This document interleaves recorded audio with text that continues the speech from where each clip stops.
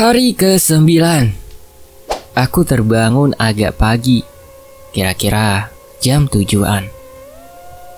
Mungkin karena semalam aku tidur agak nyenyak, aku lihat ke arah samping dan Irfan udah gak ada di sampingku. Aku keluar kamar untuk cuci muka. Di ruang tengah, Irfan udah sedang mengobrol dan bercanda dengan para wanita kecuali Vina. Anton dan Putra gak ada bareng yang lain di ruang tengah. Aku berpikir mungkin mereka masih tidur. "Baru bangun lu, Vin?" sapa Irfan tersenyum ke aku. "Alah, gayamu, Van.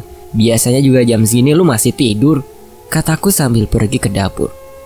Irfan tak membalas omongan aku. Setelah cuci muka, aku pergi ambil teh dan sarapan yang udah disiapin Siska di ruang tengah. Setelah itu, aku pergi ke teras untuk makan dan dilanjutkan dengan merokok setelah membalas sapaan dari mereka. Rokok satu slop yang dilempar ke arah si merah gak pernah kita ambil lagi dan masih dibiarin tergeletak di tanah di samping kamarku. Lagi pula, rokok yang dilempar bukan rokok punya aku. Waktu pertama ke kota, aku dan Irfan beli rokok 20 slop, di mana 10 slop rokok Marlboro kesukaan Irfan dan rokok Sampurna kesukaanku. Emang sayang sih rokok satu slop dibuang begitu aja. Tapi mungkin Irfan gak niat ambil kalau aku terlalu parno untuk ambil rokok tersebut. Takutnya nanti jadi rasa tanah atau jadi rasa lumpur. Nanti kalau ngerokok itu malah kesurupan dan lain-lain. Tak lama Irfan nyamperin aku. "Rencana lu apa hari ini, Vin?" tanya Irfan. "Bertahan hidup," kataku simpel. Entah kenapa mood aku hari itu jelek banget. Di desa ini mood aku gampang banget berubah-ubah. Kadang pun komitmen juga berubah. Seperti bakal ngelindungi para wanita. Kalau udah ketemu dedemit, aku gak pernah mikir buat selamatin yang lain. Yang penting aku selamat. Tapi kalau di siang hari dan melihat mereka, kadang ada rasa untuk melindungi mereka. "Ya udah, kalau gitu gue nemuin yang mau buatin bak sampah sama yang lain ya," kata Irfan. "Ya udah sana, Van. Gue mau nyantai sambil mikir proker individu gue yang kedua. Habis itu gue mau cabut dari sini. Sekalian lu pikir proker individu lu," lanjut aku sambil ngisap rokok. "Santai aja, Vin. Rencana gue juga mau buat penyuluhan juga. Jadi setelah bak selesai, gue cari teman penyuluhan kue," kata Irfan.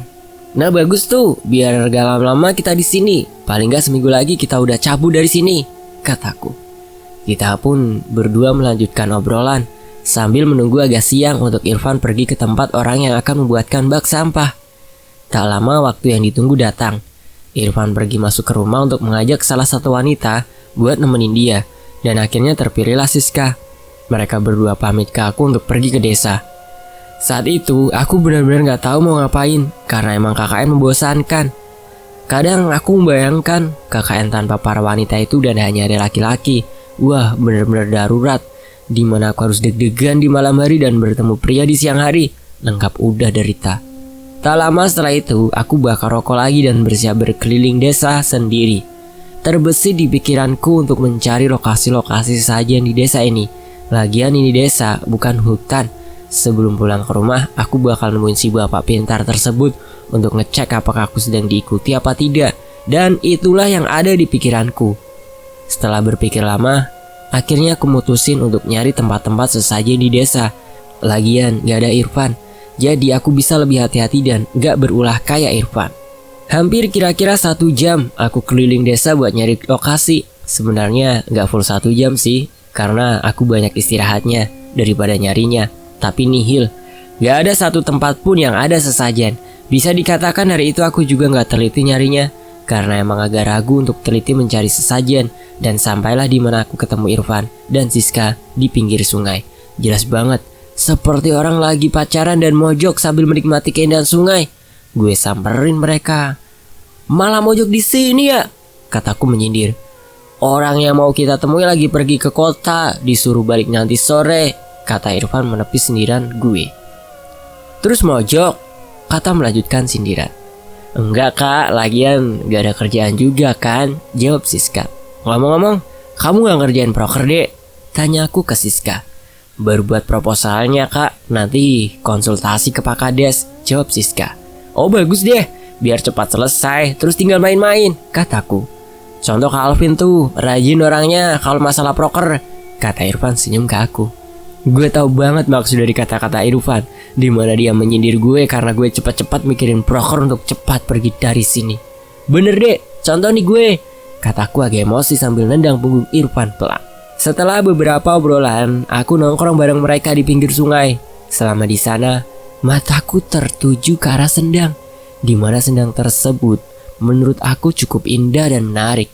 Tapi yang aku heran, kenapa mesti sendang yang jadi tempat tinggal jin? Tak terasa, waktu hampir siang. Siska mengajak kita berdua balik ke rumah, karena katanya dia mau siap-siap masak. Saat itu Irfan menolak dan milih keliling desa, sedangkan aku milih ikut Siska untuk pulang. Di perjalanan, aku bahas tentang Putra dan Vina. Kamu gak risih lihat Putra sama Vina mesum, Dek? Tanyaku. Bisa dibilang udah biasa, Kang. Kalau dulu emang risih banget, jawab Siska.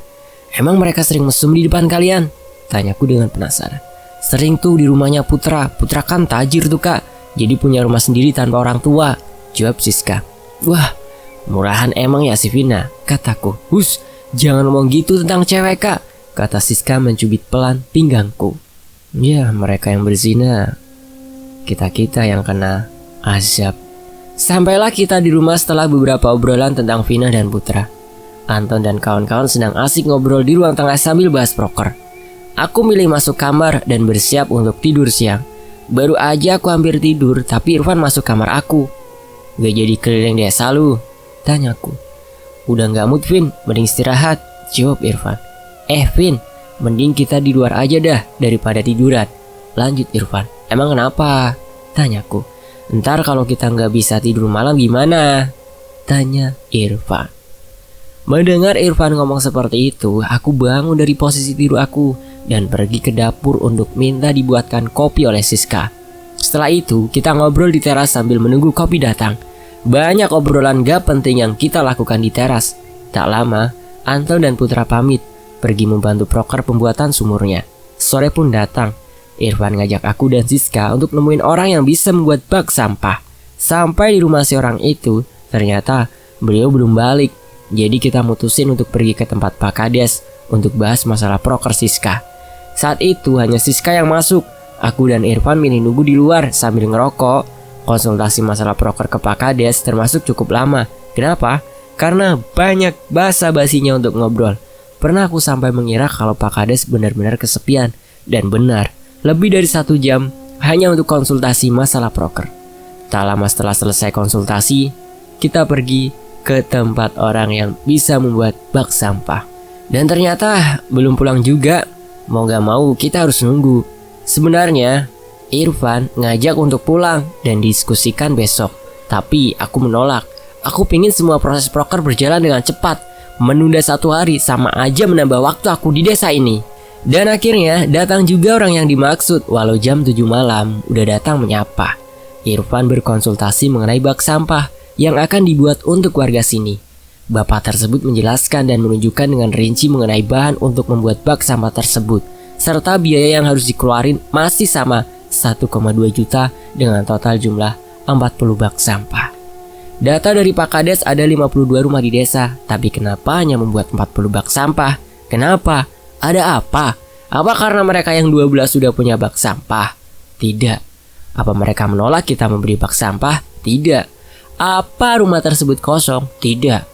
Semua akan terkuak di part-part selanjutnya. Kita pun izin pamit untuk pulang ke rumah. Di tengah jalan, Siska bernyanyi untuk menghibur diri. Mungkin karena dia takut, Irfan pun ikut bernyanyi. Waktu di depan rumah hantu, Siska agak ketakutan. Melihat hal itu, Irfan menggoda Siska sambil menarik-narik badan Siska menuju rumah hantu.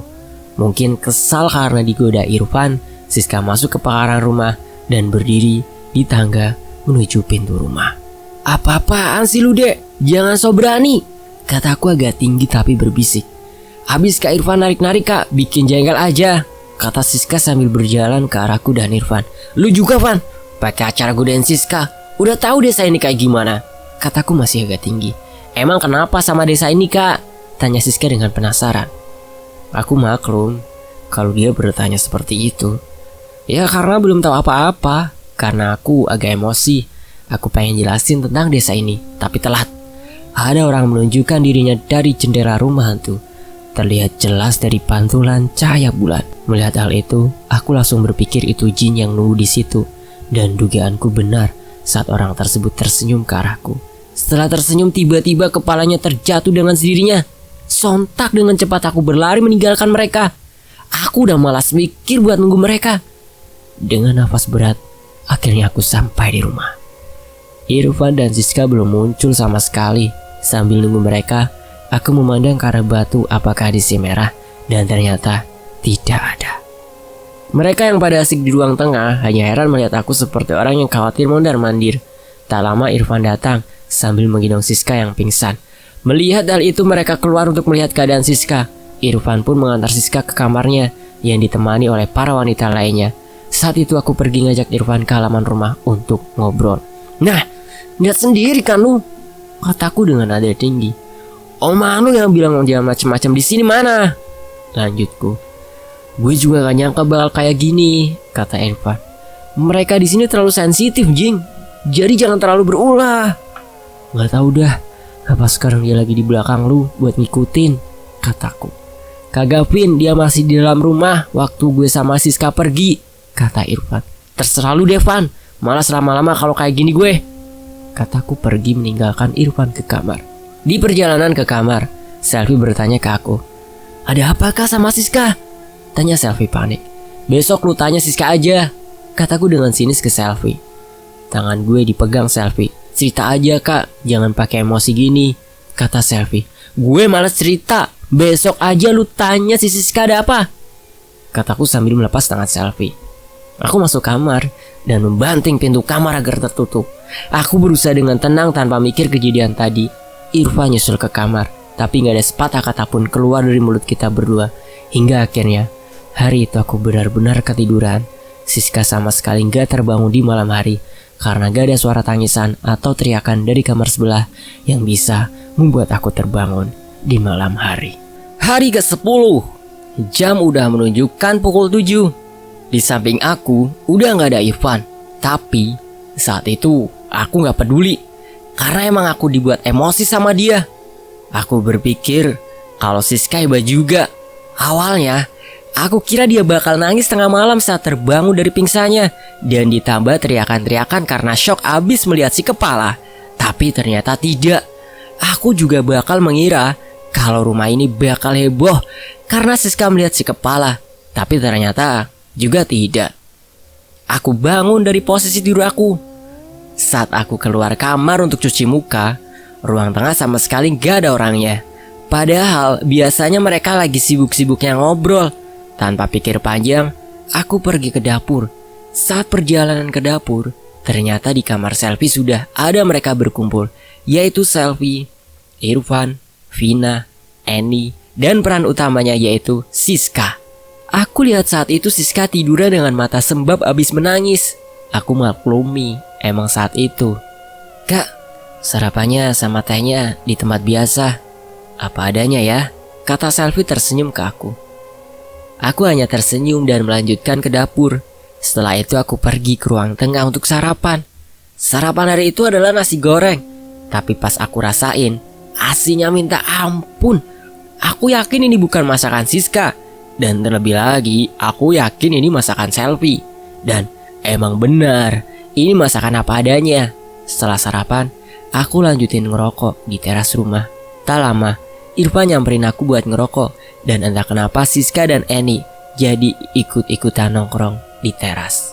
Selvi dan Vina pamit pergi untuk ke tempat Anton. Siska duduk di samping Irfan. Dia duduk memeluk kakinya. Saat itu Irfan mencoba berdamai dengan aku. "Baru bangun lu Vin," sapa Irfan tersenyum ke aku sambil mukul lengan gue. Gue memandang Irfan sejenak dan menjawab sapaannya. "Lu gak lihat gue pergi ke dapur cuci muka, terus sarapan dan ngerokok di sini?" kataku. "Kalau nyari topik buat damai, cari yang masuk akal dikit lah," lanjut aku memandang Irfan. "Udah sunat belum lu Vin?" kata Irfan refleks tersenyum ke aku dan ngulangi mukul lengan aku. Mendengar hal itu, aku melihat Annie tersenyum. Terlebih lagi Siska tersenyum sambil memeluk kakinya. Aku berpikir kalau Irfan berusaha nyairin suasana, paling gak bisa membuat Siska senyum lagi. Kalau mau ngibur Siska, jangan jadiin gue bahan lelucon deh, kataku agak sinis. Dan berhentilah senyuman-senyuman mereka saat itu. Siska kembali murung setelah aku berucap seperti itu. Aku mah bodo amat, salah sendiri nyari masalah. Udah tahu jelas-jelas Pak Kades ngasih tahu kalau tempat itu sering muncul penampakan, tapi malah nyari masalah. Lu gak cerita ke yang lain kalau lu lihat setan? Kataku memandang ke Siska. Kok kayaknya masih damai-damai aja nih rumah? Lanjut aku. Siska mungkin gak nyadar kalau aku ngomong ke dia, karena dia emang lagi nunduk. Mungkin dia berpikir kalau aku lagi ngomong sama Irfan. Woi Siska, kataku dengan agak tinggi. Siska melihat ke arahku sejenak dengan mata hampir menangis dan melanjutkan menunduk karena murung. Aku saat itu agak emosi karena aku ngerasa kayak ngomong ke tembok. Ya terserah lu deh, lu sendiri yang nyari masalah, kataku. Jangan gitu Vin, dia masih gak nyangka bakal kayak gitu, kata Irfan. Aku bangun dari posisi duduk dan bersiap pergi. Udah dikasih tahu Pak Kades dulu kalau tuh rumah ada penghuninya, kataku agak tinggi. Tapi masih aja nekat. Dikira kita lagi main uji nyali. Kataku masih dengan nada tinggi. Penakut tapi malah so berani, lanjut aku. Siska memandang tajam aku dengan matanya yang hampir nangis. Setelah itu dia berdiri dan kembali masuk ke dalam rumah. Melihat hal itu Ani langsung menyusul Siska. Saat Siska masuk ke rumah, aku juga bersiap melangkahkan kakiku pergi dari situ. Gila, tega banget lu Vin, kata Irfan menatap aku. Biar ngerti dia kalau jangan macam-macam di sini, sama kayak lu tuh dia, kataku sinis. Tapi cara ngasih taunya nggak gitu Vin, kata Irfan. Jangan so jadi pahlawan Van. Lu kira mereka bakal salut sama lu? Wah, Bang Irfan keren, lanjut aku memberikan gaya artis manja. Kebanyakan nonton sinetron lu kampret, kataku sambil menunjuk-nunjuk Irfan. Mau lu apa sih Vin, tanya Irfan. Dari dulu udah gue kasih tahu ya, yang realistis aja Van. Di sini banyak jin, ya udah jangan ganggu, kataku. Ini malah mancing-mancing setan buat muncul, lanjut aku dengan nada agak tinggi. Udah gue sabar-sabarin di sini buat bertahan sementara, biar KKN selesai. Tapi ada aja yang bikin ulah. Makanya nih proker gue mau cepet selesaiin terus ke kota. Lu mau bertahan hidup di sini, silakan, lanjut aku. Dah ya, gue cabut dulu, kataku mencoba menutup pembicaraan. Alah, padahal lu sendiri penakut, tapi bilang orang penakut, kata Irfan nyindir aku. Sok lu Vin, lanjut Irfan. Gue penakut ada untungnya, jadi gue lebih hati-hati. Gue mah pikir pakai otak, kataku. Kalau lu penakut tapi nyari masalah, mikir pakai dengkul. Oh, kalau gitu gue pergi tendang batu si merah ya. Kan gue mikir pakai dengkul. Lumayan ntar malam ada yang Nina bubuin kita, kata Irfan nyengir ke aku. Aku gak nyangka Irfan bakal ngancem aku kayak gitu. Di sisi lain, aku yakin kalau aku iain untuk ngancam balik, pasti bakal beneran dia tendang. Sifat Irfan emang susah ditebak. Kadang penakut, kadang berani. Dan itulah salah satu sifat manusia. Gak usah macem-macem lu dah. Gue cabut dulu, kataku dan mulai pergi meninggalkan Irfan. Kemana lu? Tanya Irfan. Nemuin bapak pintar itu. Parno gue tiap lihat setan, takutnya nemplok di gue. Atau malah ntar malam mampir ke kamar kita. Gue ikut kalau gitu. Akhirnya kita berdua pergi ke tempat bapak tersebut. Di tengah jalan, Irfan banyak ngomongnya, tapi aku cuekin aja. Karena emang bener-bener kesel sama dia. Tapi untungnya dia bisa nerima kemarahan aku. Setiap ke desa, mau gak mau kita harus melewati rumah hantu tersebut. Sampai di rumah si bapak pintar, ternyata beliau gak ada, karena masih ke ladang sebentar. Sambil nunggu beliau pulang, aku milih pergi ke tempat Anton yang lagi ngawasi dan membantu proker pembuatan sumur. Di sana sudah ada Giska, Vina, Selvi, Anton, dan Putra. Para cowok itu ikut membantu menggali tanah, beberapa bareng warga ya, dan cewek cuma lihat sambil gosip. Untuk warga, meskipun sumur ini untuk mereka, kita memberi upah ya, Rp30.000 per orang per hari. Saat itu ada 6 warga yang membantu, otomatis Rp180.000 uang keluar per hari. Oleh karena itu, Putra dan Anton membantu agar cepat selesai. Aku yakin Putra dan Anton pengen nyuruh aku dan Irfan membantu tapi sungkan. Dan itulah keuntungannya. Akhirnya aku dan Irfan nyamperin mereka. Dek, pulang sana, temenin Siska, kayaknya nangis lagi, kata Irfan ke Selvi. Kok nangis lagi kak? Bukannya tadi udah tenang ya dia? Tanya Selvi ke Irfan. Mendengar hal itu, aku diam aja. Aku nyadar kalau Siska nangis gara-gara omongan aku. Tapi bodo amat, biar jadi pelajaran berharga buat dia. Meskipun salah cara aku ngasih taunya karena terlanjur emosi. Udah deh pulang aja, temenin Siska, kata Irfan. Selvi pulang ke rumah, ditemani Giska.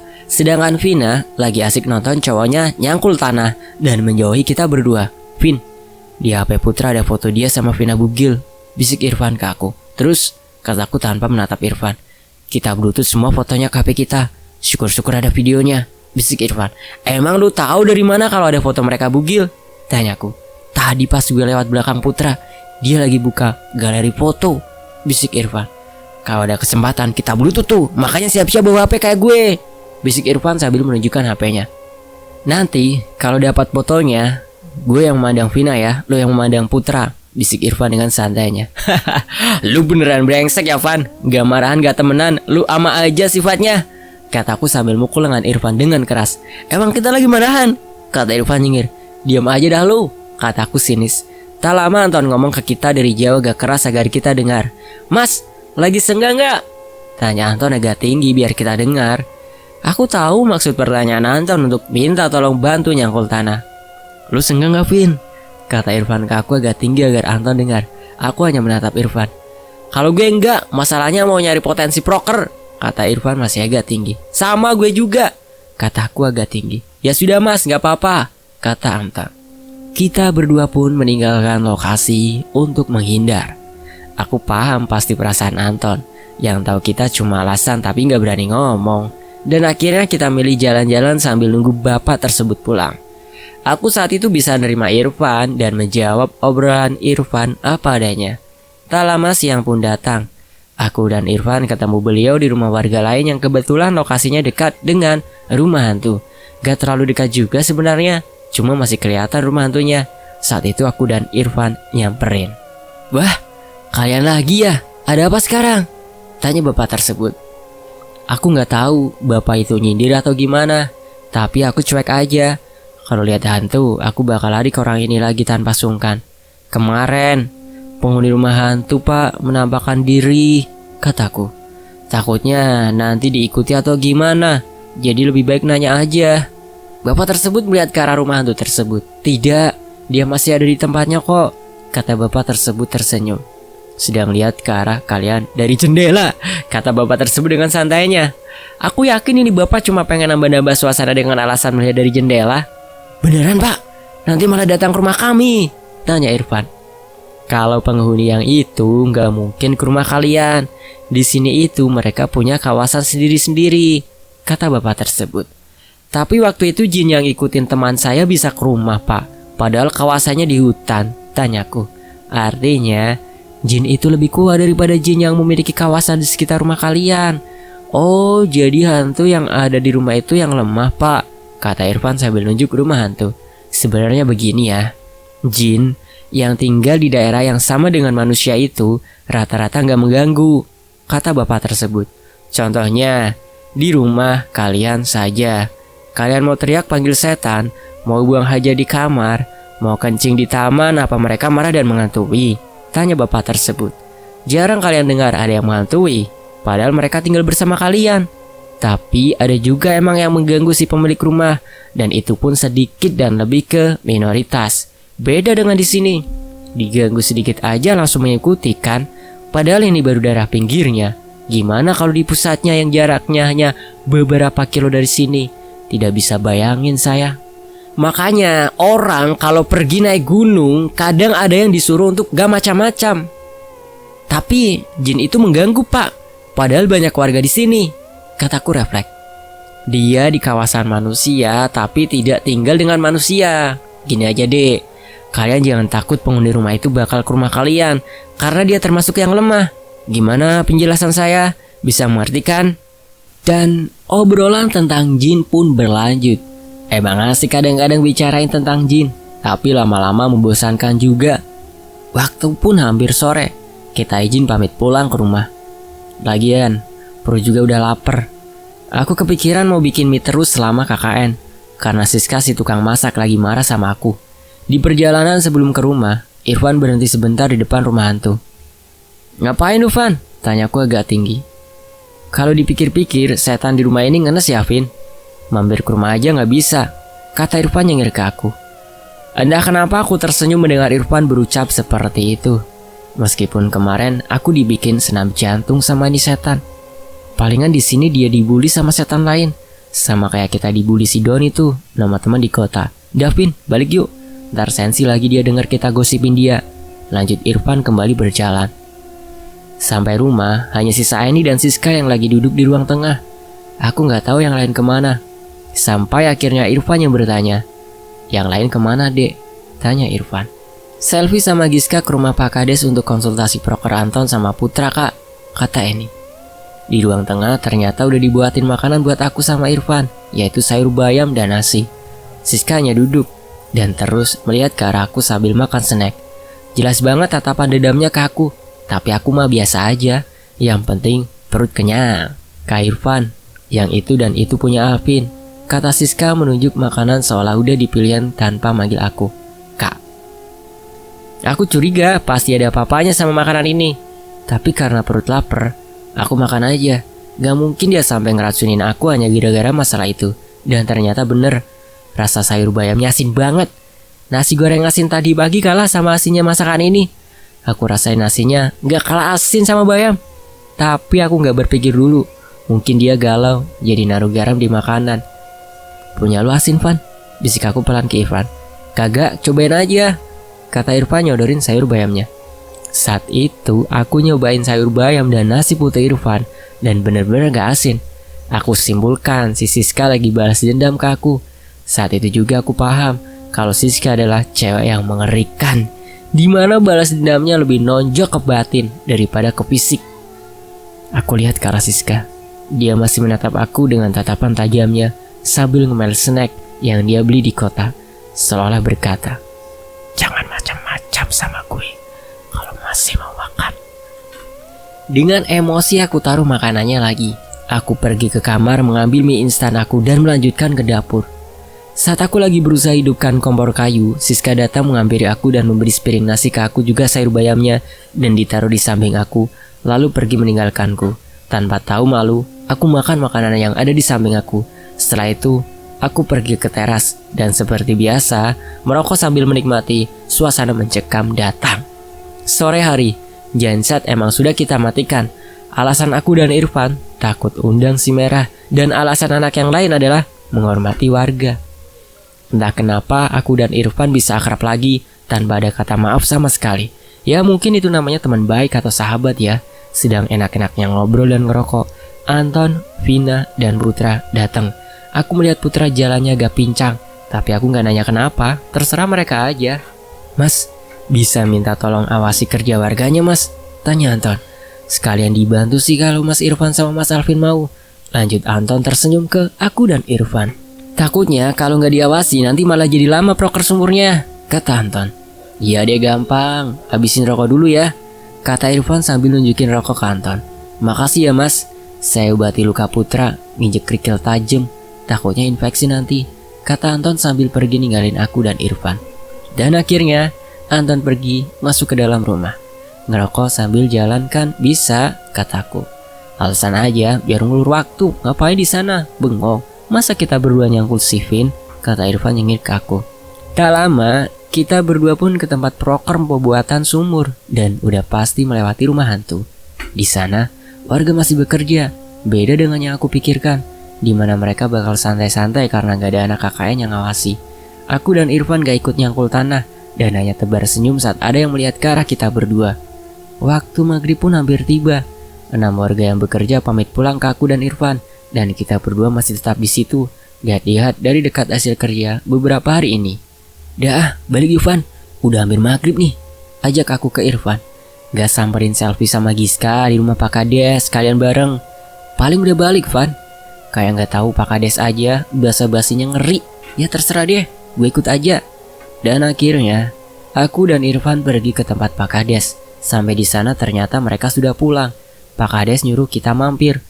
Mau gak mau kita terima, karena dia adalah kunci disetujuinya proposal proker KKN kita. Akhirnya, kita saling share cerita-cerita.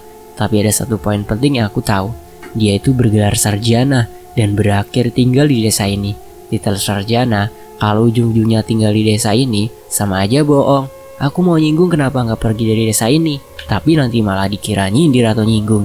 Ada momen yang membuat aku betah waktu itu, di mana Pak Kades mengusulkan proker-proker yang bisa dijadikan potensi, di mana secepatnya proker terlaksana, semakin lega hatiku. Tak terasa malam datang, kira-kira jam 8 lebih. Dengan berusaha memotong pembicaraan, akhirnya kita bisa pulang. Perlu diketahui, cahaya bulan di sini memantul terang banget, di mana kita masih bisa melihat jalan. Ditambah penerangan dari dalam rumah bisa menjadi tambahan penerangan. Saat itu kita berdua emang tidak membawa lampu Petromax, dan cuma HP Irfan yang bisa menjadi senter buat menambah terang jalan. Di tengah jalan, kita berdua berusaha menghilangkan ketakutan kita dengan ngobrol hal-hal mesum, seperti rencana buat cari kesempatan, bayangin posisi waktu berhasil tidurin para wanita, dan lain-lain. Tak lama kita sampai di daerah rumah hantu. Aku benar-benar was-was saat itu. Aku jalan lewat depan rumah hantu, tanpa melihat ke arah rumah hantu. Setelah berhasil melewati rumah hantu, entah kenapa rasanya hati agak lega. Tapi perasaan itu hanya sementara. Suara pintu dibanting terdengar dari arah belakang. Tanpa pikir panjang, aku dan Irfan melihat ke arah suara tersebut. Dan ada orang yang keluar dari rumah hantu tersebut. Bikin kaget aja tuh orang, kata Irfan. Aku pun berjalan mundur perlahan. Dengan perlahan, orang tersebut terlihat seperti menurunin tangga dan pergi ke depan rumah hantu. Setelah sampai di depan rumah, dia pun terlihat seperti jalan menuju arah aku dan Irfan. Jantungku berdetak kencang, tanganku udah gemetar, karena aku yakin itu penunggu rumah tersebut. Irfan pun menyenter ke arah orang tersebut, dan ternyata benar, itu rupa orang yang menjatuhkan kepalanya di depan mataku. Lari, Van! Teriak aku dengan cepat. Sampai di depan rumah, aku mencoba melihat arah belakang. Aku takutnya dia ikut masuk ke dalam rumah. Aku rebut HP Irfan untuk bisa menyinari jalan, dan orang tersebut diam berdiri tak bergerak. Jaraknya kira-kira 50-100 meter dari rumah yang kita tempati. Aku bisa melihat orang tersebut bukan karena senter, tapi cahaya bulan. Ngapain lu lari? Kata Irfan dengan nafas berat karena habis lari. Itu penunggu rumah hantu, Van. Kataku juga dengan nafas berat. Dari mana lu tahu itu penunggunya? Tanya Irfan. Gimana sih lu, Van? Bukannya lu juga udah lihat? Tanyaku. 2 kali gue lihat, dan gue lihat cuma gak ada kepalanya, kata Irfan. Kalau lu pingin lihat yang ada kepalanya, perhatiin tuh hantu, kataku dengan nafas berat. Akhirnya, aku dan Irfan masuk ke dalam rumah. Di ruang tengah masih ada anak-anak yang lain lagi sibuk gosip dan mengerjakan proposal yang entah itu milik siapa. Setelah membalas senyuman dari mereka, aku dan Irfan pergi ke kamar. Mampus. Gue yakin nih gara-gara omonganmu tadi sore. Pakai begaya sih lu, kataku berbisik dengan nada marah. Alah, lagi-lagi lu nyalahin gue terus. Emang pendengaran setan bisa jelas gitu? Kata Irfan. Dah, mending lu tenang aja dah. Lagian gak bisa tuh, dia ke rumah ini. Aku yakin yang punya kawasan ini si Merah. Lu lihat kan si Merah gak ganggu, lanjut Irfan. Besok kita ke bapak pintar itu lagi ya, tanyaku. Iyalah, masa tanya si Merah? Dan hari itu, aku menjalani malam tanpa ada gangguan sama sekali. Irfan aku suruh ngecek jalan untuk mencari tahu apa si kepala masih ada di jalan. Dan ternyata dia sudah tidak ada di jalan. Aku dengan sangat yakin kalau dia udah balik ke rumahnya, karena ini kawasan si Merah. Besoknya, kita lagi-lagi pergi ke tempat orang pintar tersebut untuk menanyakan tentang kejadian ini. Setelah orang pintar tersebut mengeceknya, ternyata bukan dari omongan Irfan, tapi lebih ke Siska. Jangan bosan untuk mendengar cerita dari Bapak Pintar ya, karena kita selalu kesana jika mengalami kejadiannya gak wajar. Sampai di sini dulu teman-teman. Nanti kita lanjut ke bagian berikutnya ya. Terima kasih nih buat teman-teman atas perhatiannya. Dan admin undur diri. Wassalamualaikum warahmatullahi wabarakatuh. Sampai jumpa.